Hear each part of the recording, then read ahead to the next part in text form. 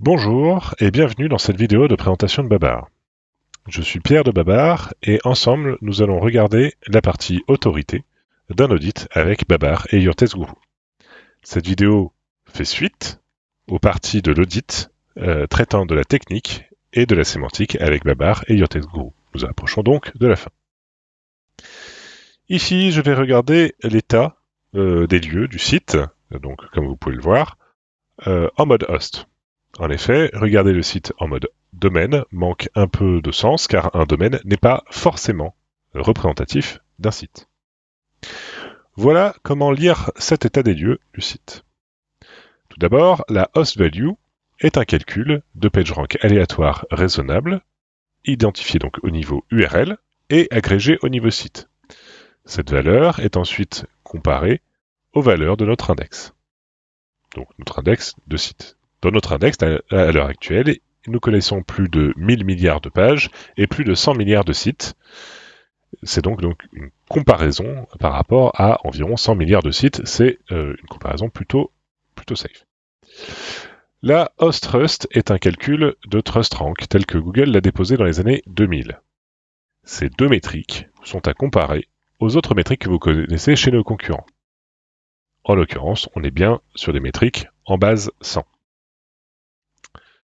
Ensuite, la semantic value est un calcul de PageRank thématisé. Ici, c'est une métrique qui n'existe que chez Babar. Encore une fois, c'est calculé au niveau URL puis ramené au niveau site. Comme je disais, chacune de ces métriques est sur une base 100. Cela signifie donc que les métriques sont meilleures lorsqu'elles se rapprochent de 100 et que vous êtes donc meilleur en général qu'une bonne partie de l'index lorsqu'on est plus proche de 100. Puis vient enfin le BAS qui est calculé grâce à des composantes, des métriques précédentes, mais pas que. Et en fait, le BAS correspond à notre vision du réel.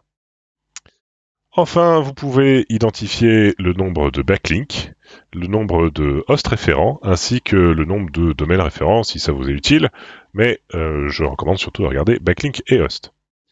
Ici, on identifie qu'il y a beaucoup de backlinks pour un nombre de hosts référents assez faible, et nous ne serons donc pas surpris lorsque l'on va passer du coup à cette slide-là, présentant les backlinks et identifiant que certains liens viennent du même endroit.